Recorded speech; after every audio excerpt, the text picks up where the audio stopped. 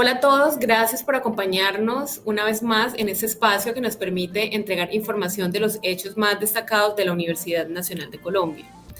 En el mundo los jardines botánicos tienen una función importante, ya que contribuyen a la conservación, a la investigación académica, a la educación en el cuidado del medio ambiente y además son escenarios para vivir experiencias de turismo especializado. El Jardín Botánico de la UNAL, sede Caribe, se inauguró en el año 2008 y desde entonces se ha dedicado a la conservación del bosque, a fomentar el cuidado de la vegetación y a recuperar el conocimiento popular sobre la fauna del archipiélago de San Andrés. Sin embargo, en los últimos meses se han realizado una serie de trabajos vinculados a la gestión de su biodiversidad y a la implementación de herramientas museográficas que van de la mano de las nuevas tecnologías. Para conocer más sobre este proyecto, hablaremos con el profesor Jairo Humberto Medina Calderón, quien es el director del Jardín Botánico en San Andrés, de la sede Caribe, y que nos va a explicar más sobre este proyecto. Bienvenido, profesor. Muy buenas tardes. Muy contento de estar aquí para mostrarles lo que estamos realizando, tratando de realizar en beneficio de la flora y de la fauna nativa del archipiélago. Muchísimas gracias, profesor Jairo, por acompañarnos. Y yo quisiera preguntarle, profe, y es que tenemos entendido que el Jardín Botánico adelantó un importante trabajo para actualizar la información de las especies que tenemos dentro de este espacio de conservación. Yo quisiera preguntar por qué es necesario realizar ese inventario en este espacio como el Jardín Botánico. Bueno, desde hace algunos años nos asaltaba la duda de cuántas especies teníamos, ¿no es cierto?, de árboles y de plantas superiores a un diámetro de 2.5, o sea, de ese grosor, ¿no es cierto? Igualmente saber qué aves estaban llegando, nos estaban visitando y qué reptiles, ¿no es cierto? Hay otros grupos que nos interesan muchísimo, como pueden ser los insectos. Es un grupo mucho más complicado de manejar, difícil conseguir los profesionales, entonces nos enfocamos en ellos. ¿Por qué es importante? ¿No es cierto?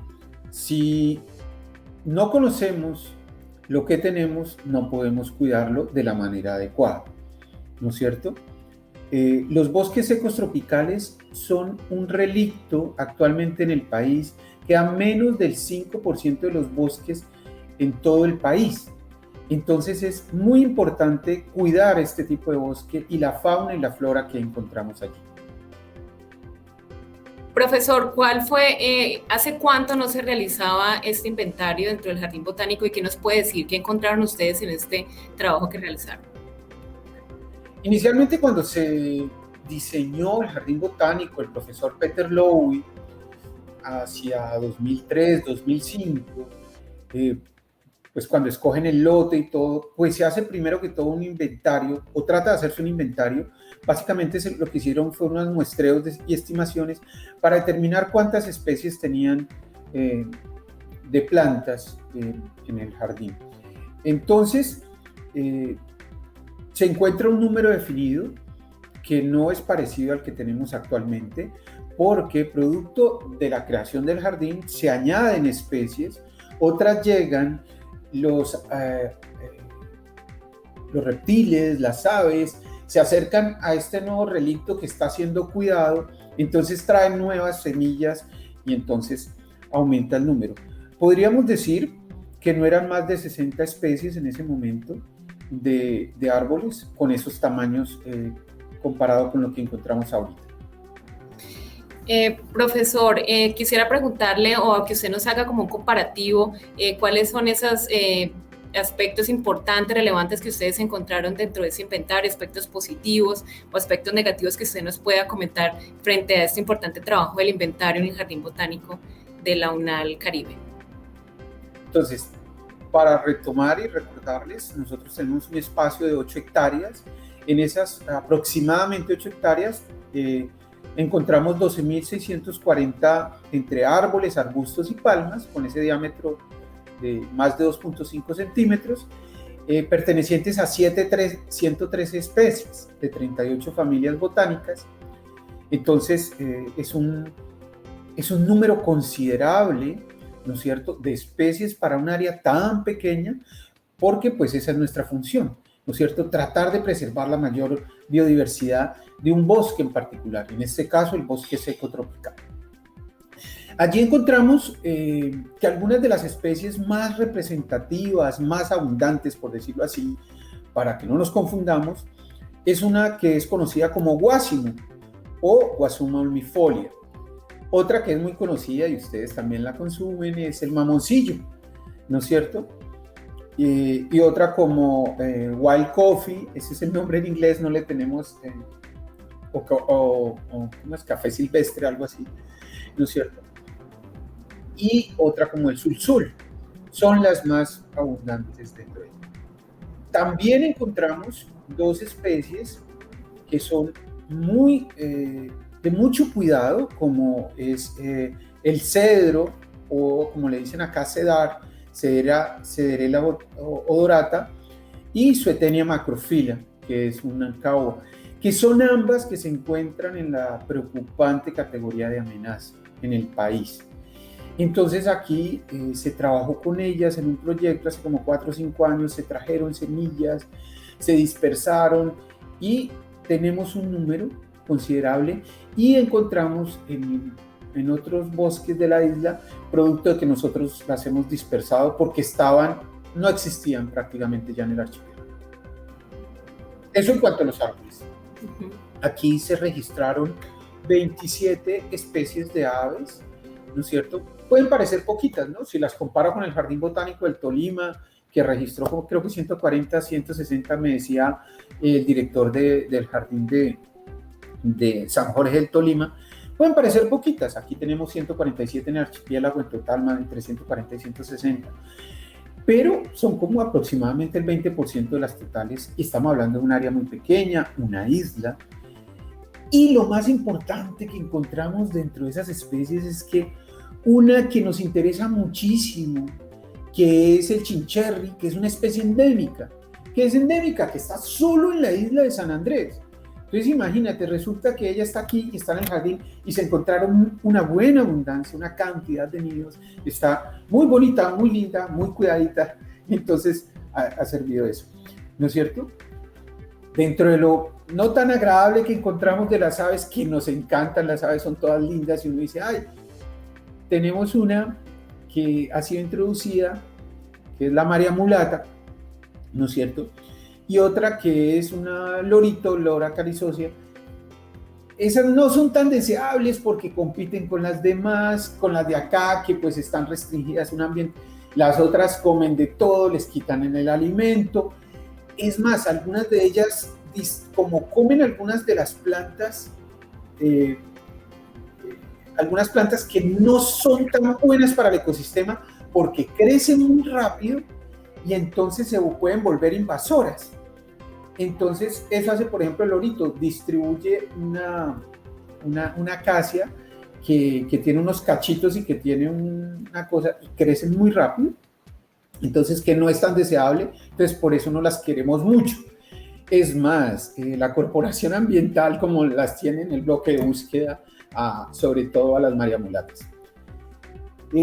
Y en cuanto a los reptiles, de los 22 especies que hay más o menos en la isla, encontramos aquí en el jardín 15, o sea, un porcentaje alto de estos reptiles. Y ahí pues es obvio que los podemos proteger mejor porque algunos de ellos son consumidos por los lugareños, son muy apetecidas, la iguana verde, la iguana negra, ¿no es cierto?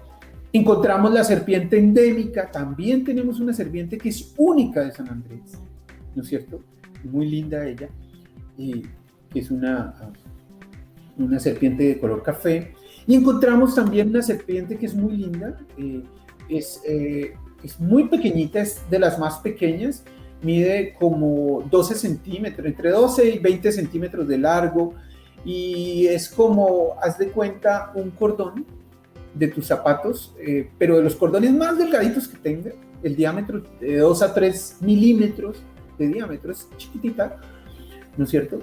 Entonces, que también está restringida a solo el Caribe.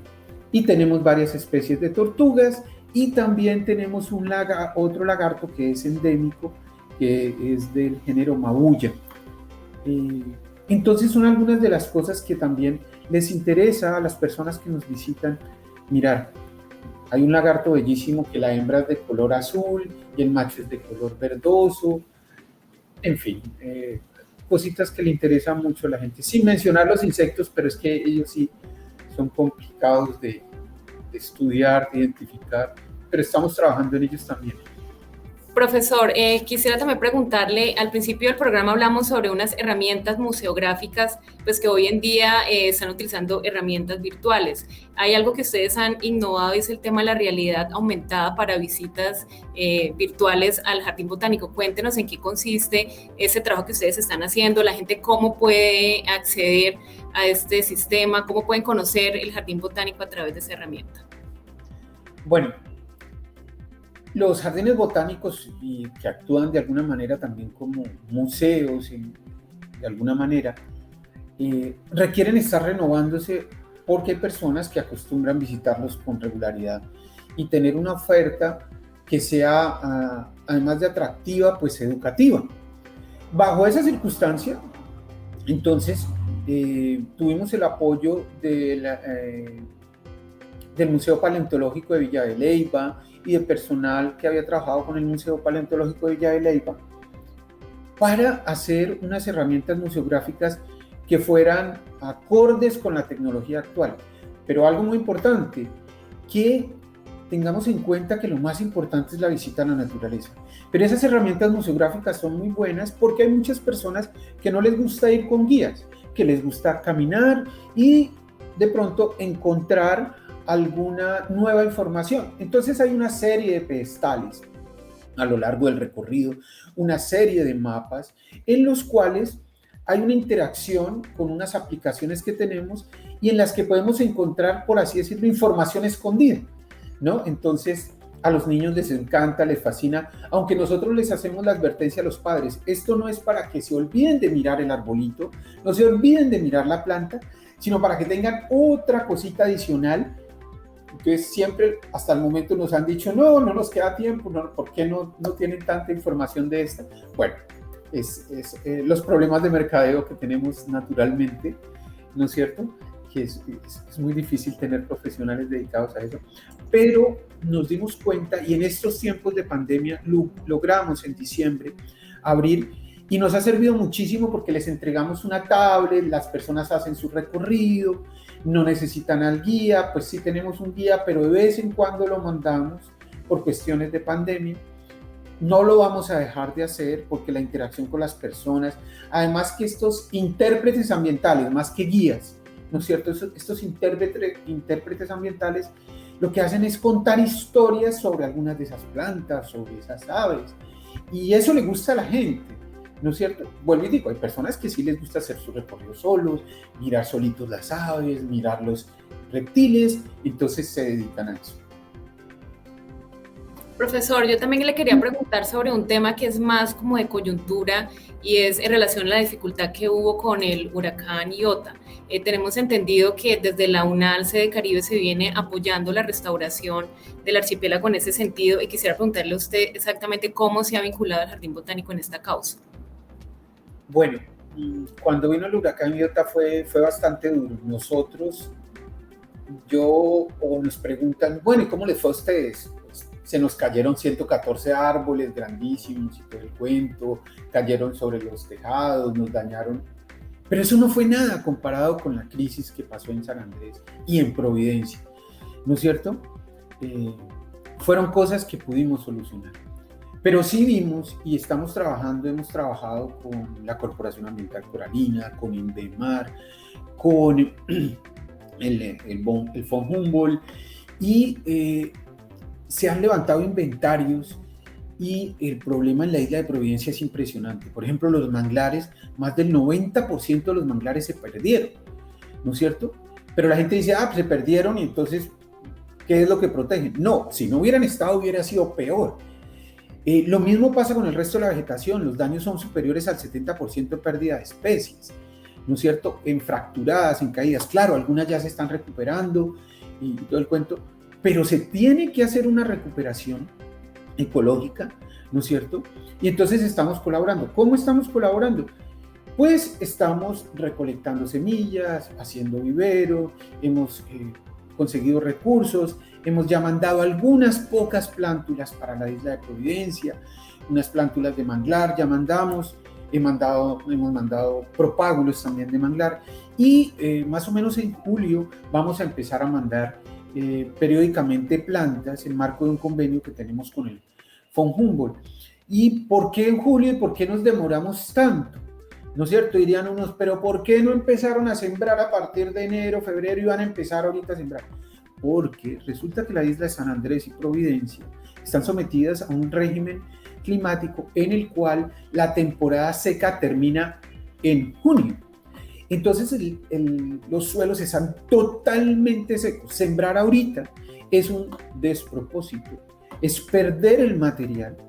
Yo puedo sembrar un arbolito, pero sembrar 1000, 2000, tengo que dejar que la naturaleza me ayude o los costos son muy altos. Eso lo podemos garantizar a mediados de junio, que empiezan a caer las lluvias y mojan, humedecen el suelo y dan unas condiciones favorables para el desarrollo de las plantas. Sobre todo estas plantas de bosque seco, que son delicadas, ¿no es cierto? Entonces necesitan crecer. Eso es lo que estamos trabajando. También vamos a trabajar con algo de fertilización con los agricultores. Vamos a hacer un curso de fertilización, no, de riego por goteo, que es uno de los inconvenientes más grandes que hay acá en la isla para efectos de la agricultura.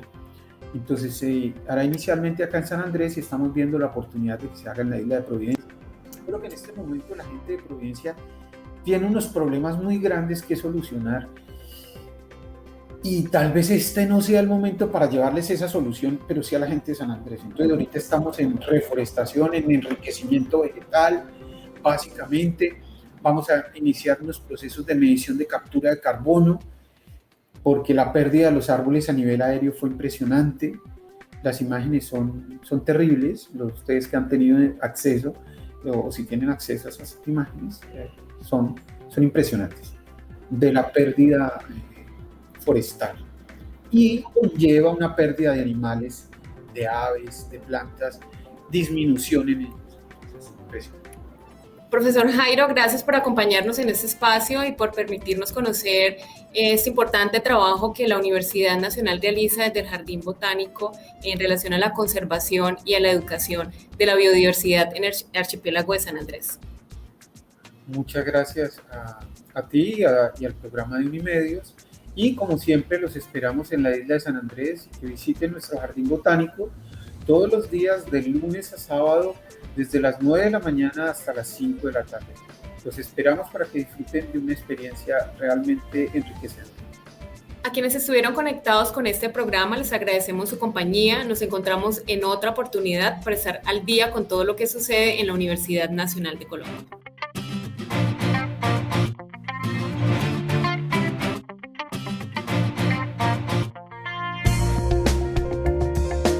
Universidad Nacional de Colombia, proyecto cultural, científico y colectivo de Nación.